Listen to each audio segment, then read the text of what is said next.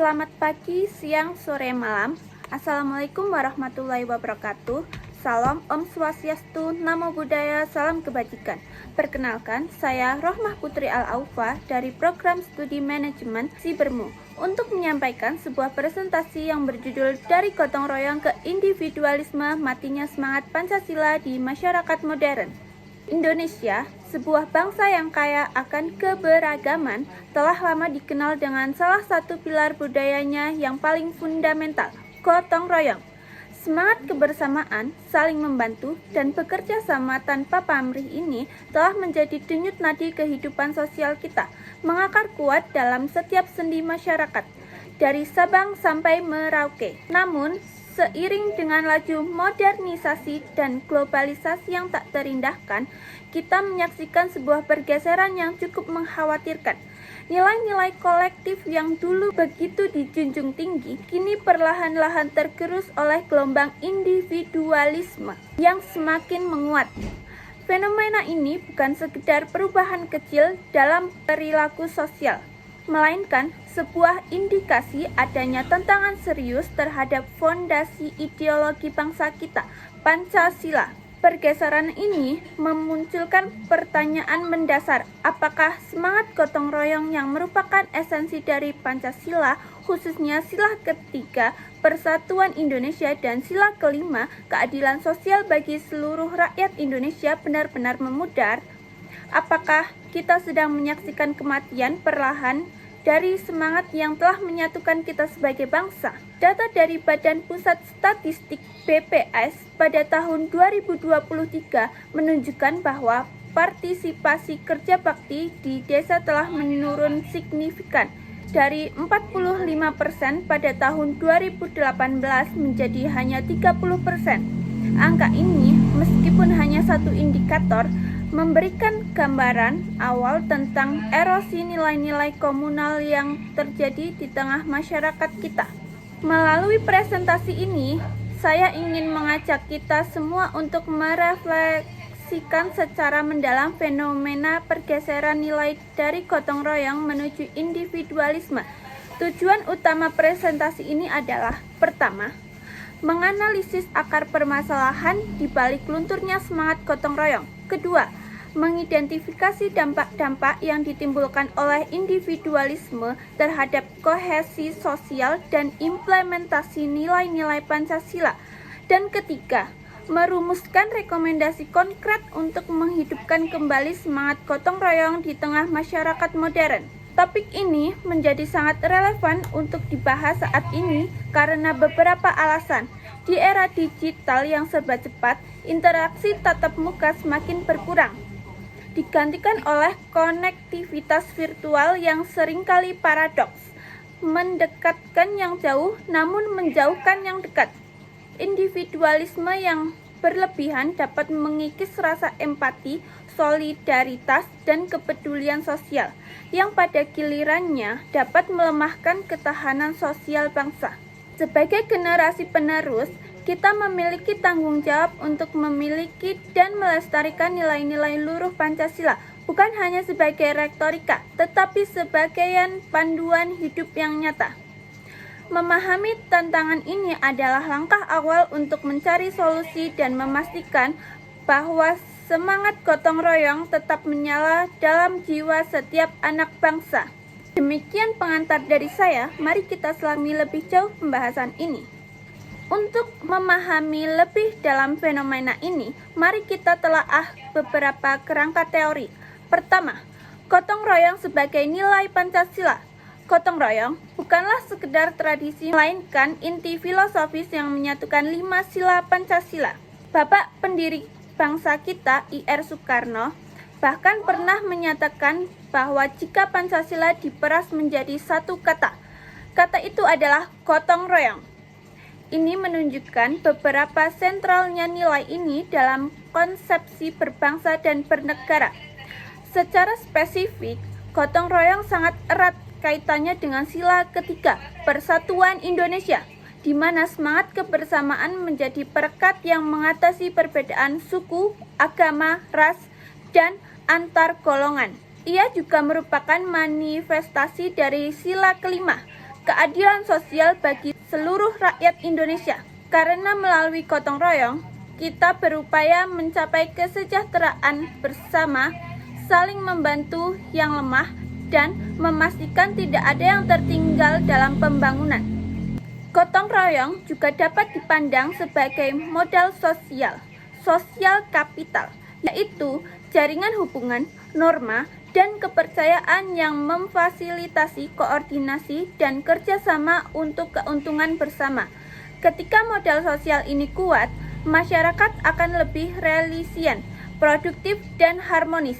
Sebaliknya, ketika modal sosial melemah, masyarakat cenderung terfragmentasi dan rentan terhadap konflik.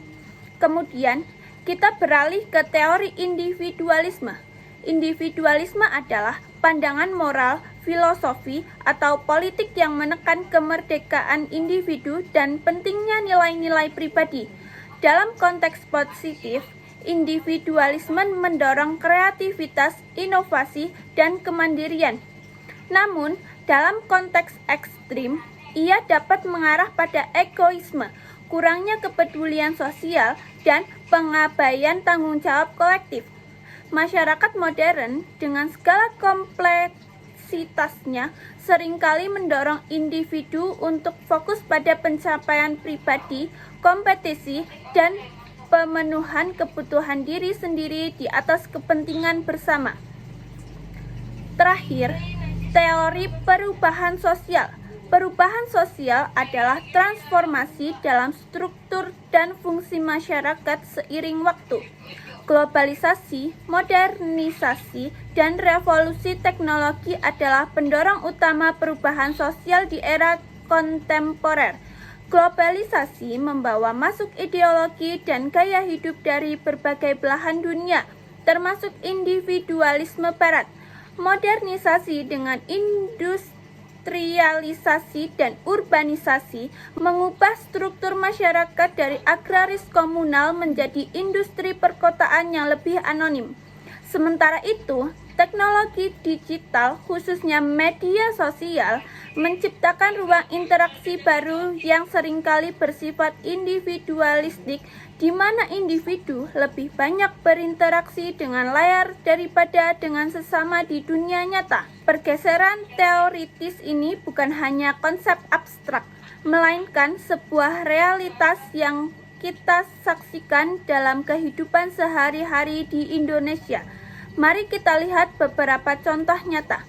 Dari data Badan Pusat Statistik BPS pada tahun 2023 menunjukkan adanya penurunan signifikan dalam partisipasi kerja bakti di desa. Dari 45% pada tahun 2018 menjadi hanya 30%. Ini adalah indikator konkret bahwa praktik gotong royong yang dulu menjadi tulang punggung kehidupan pedesaan kini mulai memudar. Meskipun angka ini masih menunjukkan adanya partisipasi, tren penurunannya patut menjadi perhatian serius. Di wilayah perkotaan, fenomena individualisme bahkan lebih kentara. Pola hunian modern seperti apartemen dan perumahan elit seringkali dirancang dengan konsep privasi yang tinggi, membatasi interaksi antar warga, gerbang yang tertutup rapat, fasilitas pribadi, dan kesibukan masing-masing individu menciptakan lingkungan di mana semangat gotong royong sulit berkembang. Sebuah studi kasus di Jakarta, misalnya, menunjukkan bagaimana perumahan dan apartemen cenderung mendorong gaya hidup individualis, di mana interaksi sosial lebih bersifat transaksional daripada komunal. Selain itu, dampak media sosial terhadap individualisme juga tidak bisa diabaikan. Survei nasional menunjukkan bahwa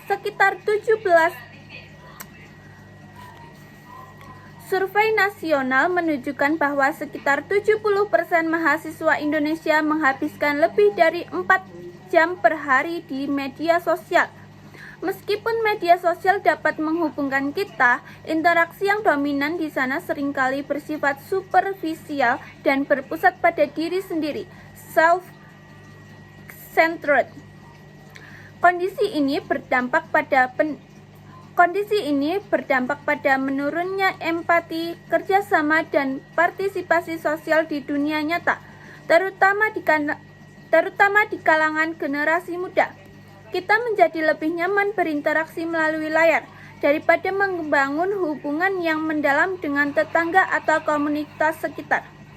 Fenomena ini juga telah menjadi perhatian para ahli sosiologi terkemuka Surjono Sukanto dalam analisisnya tentang masyarakat, menekankan bahwa masyarakat adalah sistem sosial yang membutuhkan interaksi dan kohesi.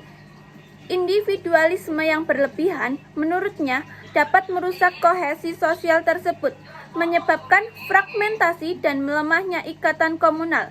Ahli sosiologi lainnya seringkali mengamati pergeseran dari masyarakat Gemeinschaft paguyuban yang bercirikan ikatan emosional, kekeluargaan, dan kebersamaan menuju masyarakat Gesellschaft petembayan yang lebih didasarkan pada hubungan rasional, kontrak, dan kepentingan individu. Pergeseran ini, meskipun merupakan bagian dari modernisasi, perlu diwaspadai agar tidak mengikis nilai-nilai dasar bangsa. Dari perspektif hukum tata negara, beberapa pakar juga menyoroti bagaimana lunturnya gotong royong dapat mengancam implementasi Pancasila sebagai dasar negara. Pancasila dengan nilai-nilai kolektifnya membutuhkan partisipasi aktif masyarakat untuk terwujud. Ketika individualisme mendominasi, semangat untuk berkontribusi pada kepentingan umum akan berkurang, yang pada akhirnya dapat menghambat pencapaian cita-cita keadilan sosial dan persatuan. Meskipun semangat gotong royong menghadapi tantangan, Indonesia memiliki landasan hukum yang kuat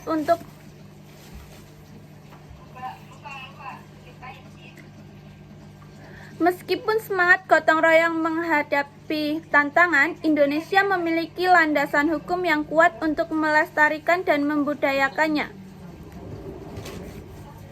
Undang-Undang Dasar 1945, khususnya pasal 33 ayat 1, secara eksplisit menyatakan bahwa perekonomian disusun sebagai usaha bersama, berdasar atas asas kekeluargaan. Asas kekeluargaan ini adalah cerminan dari semangat gotong royong dalam bidang ekonomi yang mendorong kooperasi dan usaha bersama sebagai pilar perekonomian nasional.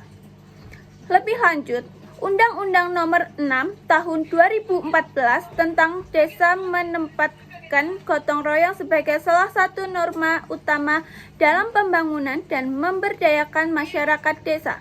Undang-undang ini mengakui dan melindungi hak serta kewajiban masyarakat desa untuk berpartisipasi dalam pembangunan melalui gotong royong, menjadikannya instrumen penting untuk menjaga keberlanjutan tradisi ini di tingkat akar rumput. Banyak peraturan desa, Perdes, juga telah dibentuk untuk mengatur dan mendorong partisipasi swadaya dan gotong royong masyarakat, menunjukkan komitmen di tingkat lokal. Selain itu, pemerintah juga telah mengeluarkan regulasi yang lebih spesifik, seperti Peraturan Presiden Nomor 7 Tahun 2018 tentang Badan Pembinaan Ideologi. Selain itu, pemerintah juga telah mengeluarkan regulasi yang lebih spesifik, seperti Peraturan Presiden Nomor 7 Tahun. Selain itu, pemerintah juga telah mengeluarkan regulasi yang lebih spesifik, seperti Peraturan Presiden Nomor 7 Tahun 2018 tentang Badan Pembinaan Ideologi Pancasila (BPIP). Perpres ini mengamanatkan BPIP untuk merevitalisasi. Perpres ini mengamanatkan BPIP untuk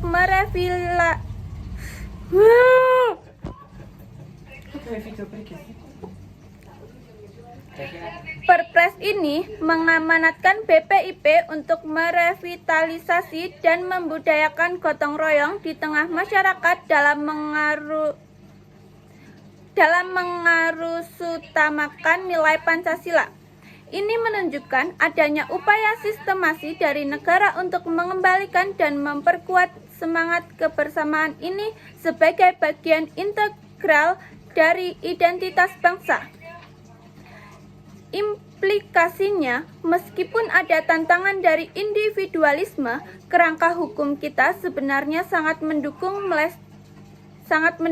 pelestarian gotong royong. Namun, tantangannya tergeletak pada bagaimana regulasi ini dapat diimplementasikan secara efektif di tengah perubahan sosial yang cepat, dan bagaimana kesadaran akan pentingnya gotong royong dapat ditumbuhkan kembali di hati setiap warga negara, terutama di kalangan generasi muda yang terpapar kuat oleh budaya individualistik. Hadirin sekalian, setelah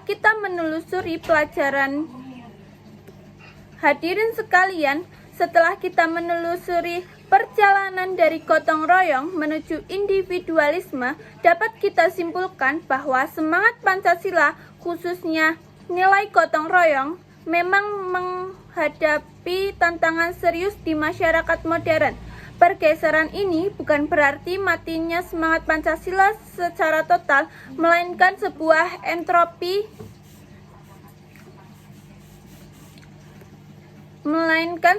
entropi budaya, di mana nilai-nilai luhur tersebut masih ada dalam kesadaran kolektif. Namun, praktik sosialnya mulai memudar.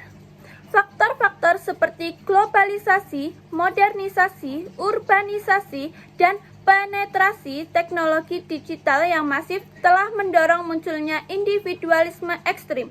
Kita melihatnya dari penurunan partisipasi kerja bakti di desa, pola hunian perkotaan yang eksklusif, hingga interaksi sosial yang didominasi media sosial di kalangan generasi muda. Individualisme yang berlebihan ini berpotensi mengikis kohesi sosial, melemahkan empati, dan menghambat pencapaian keadilan sosial yang diamanatkan Pancasila. Namun, penting untuk diingat bahwa Indonesia memiliki fondasi yang kuat. Konsep gotong royong adalah inti dari Pancasila yang diakui dan dilindungi oleh konstitusi kita, UUD 1945 pasal 33 ayat 1, serta diperkuat oleh regulasi seperti Undang-Undang Desa dan Peraturan Presiden tentang BPIP. Ini menunjukkan bahwa negara memiliki komitmen untuk menjaga nilai ini. Tantangan kita adalah bagaimana menerjemahkan komitmen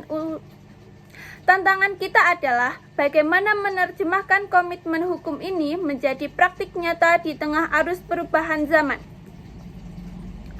Untuk menghidupkan kembali semangat gotong royong dan memastikan Pancasila tetap relevan di masyarakat modern, saya mengajukan beberapa rekomendasi. 1. Edukasi berbasis nilai. Pendidikan Pancasila harus lebih dari sekedar hafalan. Ia harus menjadi pendidikan karakter yang menanamkan nilai-nilai gotong royong, empati, dan solidaritas sejak dini, baik di lingkungan keluarga, sekolah, maupun masyarakat. Kurikulum pendidikan perlu diperkaya dengan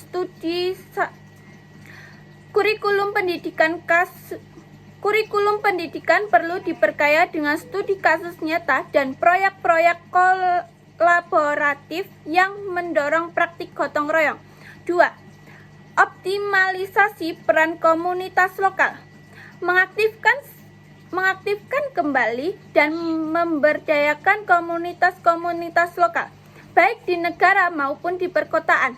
Program-program seperti Bulan Bakti Gotong Royong Masyarakat BPGRM perlu digalakan kembali dengan inovasi yang menarik bagi bagi generasi muda, bukan hanya sebagai kegiatan seremonial.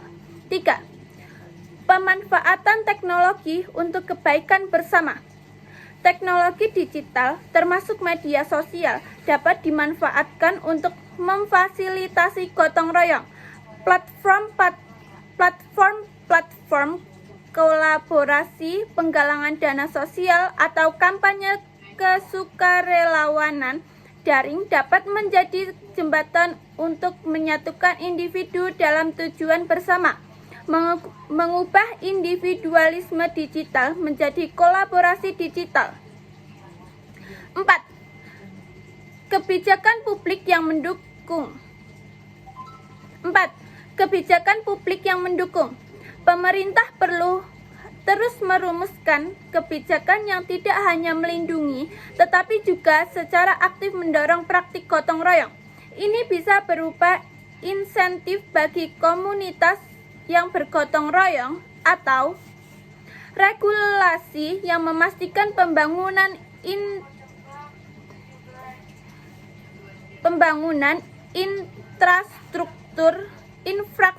infrastruktur sosial yang memfasilitasi interaksi antar warga.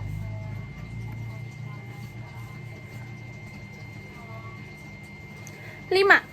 Peran tokoh masyarakat dan agama. Tokoh masyarakat dan agama memiliki pengaruh besar dalam membentuk opini dan perilaku. Mereka dapat menjadi teladan dan penggerak dalam menyuarakan pentingnya gotong royong serta menginisiasi kegiatan-kegiatan yang memperkuat solidaritas sosial. Akhir kata, marilah kita bersama-sama merenungkan bahwa matinya semangat Pancasila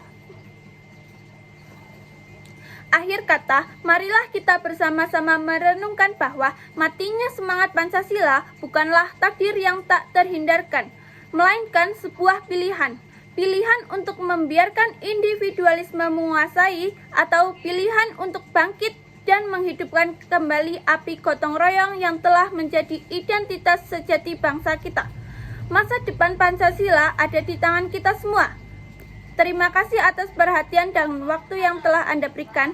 Semoga presentasi ini dapat memberikan manfaat dan memicu diskusi yang konstruktif. Wassalamualaikum warahmatullahi wabarakatuh. Salam Om Swastiastu, Namo Buddhaya, salam kebajikan. Terima kasih. Yang tinggi. Membatasi interaksi antar warga, gerbang yang tertutup rapat, fasilitas pribadi, dan kesibukan masing-masing individu menciptakan lingkungan di mana semangat gotong royong sulit berkembang. Sebuah studi kasus di Jakarta, misalnya, menunjukkan bagaimana perumahan dan apartemen cenderung mendorong gaya hidup individualis, di mana interaksi sosial lebih bersifat transaksional daripada komunal. Selain itu, dampak media sosial terhadap individualisme juga tidak bisa diabaikan. Survei nasional menunjukkan bahwa sekitar 70% mahasiswa Indonesia menghabiskan lebih dari 4 jam per hari di media sosial.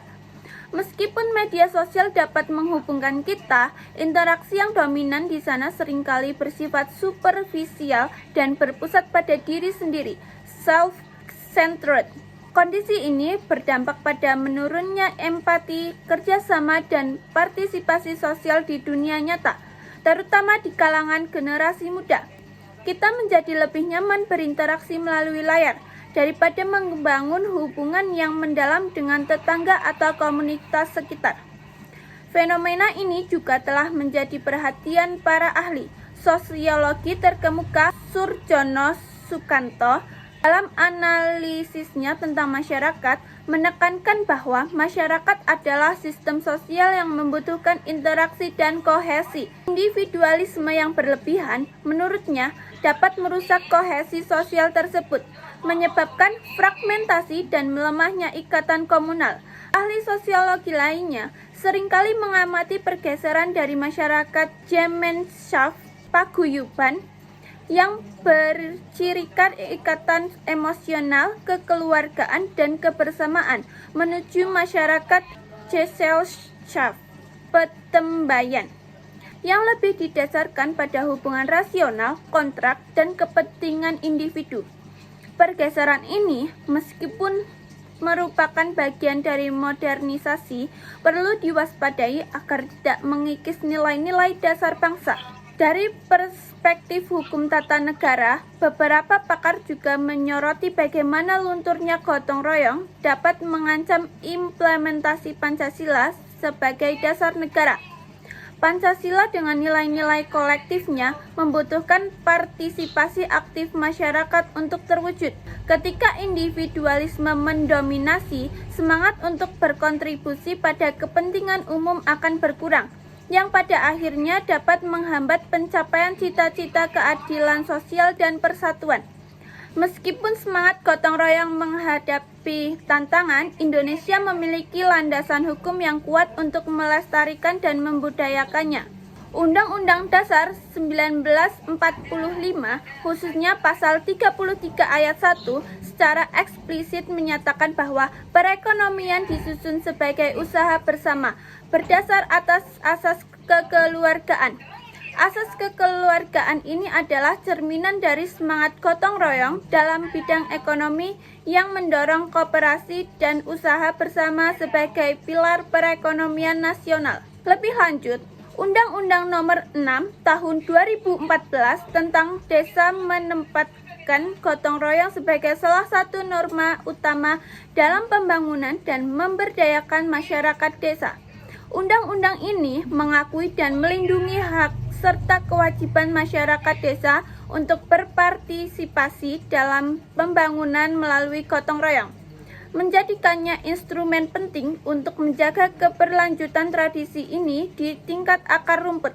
Banyak peraturan desa, Perdes, juga telah dibentuk untuk mengatur dan mendorong partisipasi swadaya dan gotong royong masyarakat, menunjukkan komitmen di tingkat lokal. Selain itu, pemerintah juga telah mengeluarkan regulasi yang lebih spesifik seperti Peraturan Presiden Nomor 7 Tahun 2018 tentang Badan Pembinaan Ideologi Pancasila (BPIP). Perpres ini mengamanatkan BPIP untuk merevitalisasi dan membudayakan gotong royong di tengah masyarakat dalam mengarusutamakan nilai Pancasila. Ini menunjukkan adanya upaya sistemasi dari negara untuk mengembalikan dan memperkuat semangat kebersamaan ini sebagai bagian integral dari identitas bangsa. Implikasinya, meskipun ada tantangan dari individualisme, kerangka hukum kita sebenarnya sangat mendukung pelestarian gotong royong. Namun, tantangannya tergeletak pada bagaimana regulasi ini dapat diimplementasikan secara efektif di tengah perubahan sosial yang cepat, dan bagaimana kesadaran akan pentingnya gotong royong dapat ditumbuhkan kembali di hati setiap warga negara, terutama di kalangan generasi muda yang terpapar kuat oleh budaya individualistik. Hadirin sekalian, setelah kita menelusuri perjalanan dari gotong royong menuju individualisme, dapat kita simpulkan bahwa semangat Pancasila, khususnya nilai gotong royong, memang menghadapi tantangan serius di masyarakat modern. Pergeseran ini bukan berarti matinya semangat Pancasila secara total, melainkan sebuah entropi budaya, di mana nilai-nilai luhur tersebut masih ada dalam kesadaran kolektif. Namun, praktik sosialnya mulai memudar. Faktor-faktor seperti globalisasi, modernisasi, urbanisasi, dan penetrasi teknologi digital yang masif telah mendorong munculnya individualisme ekstrim. Kita melihatnya dari penurunan partisipasi kerja bakti di desa, pola hunian perkotaan yang eksklusif, hingga interaksi sosial yang didominasi media sosial di kalangan generasi muda. Individualisme yang berlebihan ini berpotensi mengikis kohesi sosial, melemahkan empati, dan menghambat pencapaian keadilan sosial yang diamanatkan Pancasila. Namun, penting untuk diingat bahwa Indonesia memiliki fondasi yang kuat. Konsep gotong royong adalah inti dari Pancasila yang diakui dan dilindungi oleh konstitusi kita.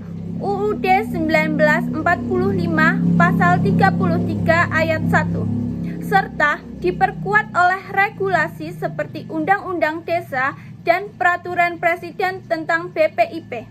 Ini menunjukkan bahwa negara memiliki komitmen untuk menjaga nilai ini. Tantangan kita adalah bagaimana menerjemahkan komitmen hukum ini menjadi praktik nyata di tengah arus perubahan zaman.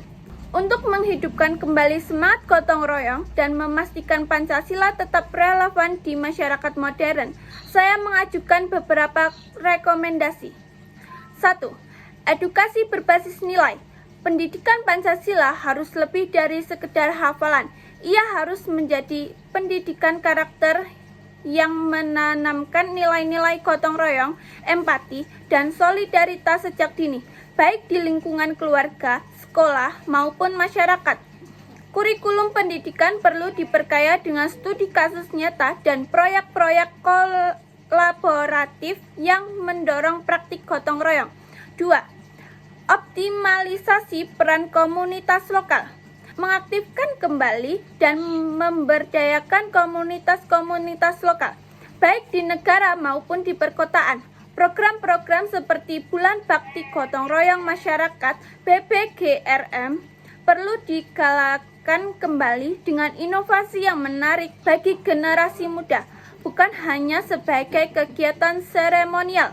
3. Pemanfaatan teknologi untuk kebaikan bersama.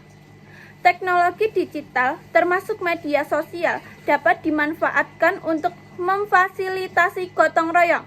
Platform kolaborasi, penggalangan dana sosial, atau kampanye kesukarelawanan daring dapat menjadi jembatan untuk menyatukan individu dalam tujuan bersama, mengubah individualisme digital menjadi kolaborasi digital. 4. Kebijakan publik yang mendukung. Pemerintah perlu terus merumuskan kebijakan yang tidak hanya melindungi, tetapi juga secara aktif mendorong praktik gotong royong. Ini bisa berupa insentif bagi komunitas yang bergotong royong atau regulasi yang memastikan pembangunan infrastruktur sosial yang memfasilitasi interaksi antar warga. 5. Peran tokoh masyarakat dan agama. Tokoh masyarakat dan agama memiliki pengaruh besar dalam membentuk opini dan perilaku. Mereka dapat menjadi teladan dan penggerak dalam menyuarakan pentingnya gotong royong serta menginisiasi kegiatan-kegiatan yang memperkuat solidaritas sosial. Akhir kata, marilah kita bersama-sama merenungkan bahwa matinya semangat Pancasila bukanlah takdir yang tak terhindarkan, melainkan sebuah pilihan. Pilihan untuk membiarkan individualisme menguasai atau pilihan untuk bangkit dan menghidupkan kembali api gotong royong yang telah menjadi identitas sejati bangsa kita. Masa depan Pancasila ada di tangan kita semua. Terima kasih atas perhatian dan waktu yang telah Anda berikan. Semoga presentasi ini dapat memberikan manfaat dan memicu diskusi yang konstruktif. Wassalamualaikum warahmatullahi wabarakatuh. Salam Om Swastiastu, Namo Buddhaya, salam kebajikan. Terima kasih.